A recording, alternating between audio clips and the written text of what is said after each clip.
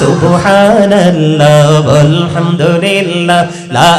ইলাহা ইল্লাল্লাহ সুবহানাল্লাহ আলহামদুলিল্লাহ লা ইলাহা লা ইলাহা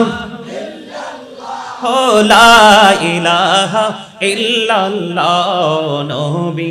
আমার নূরের পুতুল জগত করলেন ও জালা নবী আমার নূরের পুতুল জগত করলেন ও জালা রোজ হাসরে করবেন তিনি উম্মতের ফয়সালা সুবহানাল্লাহ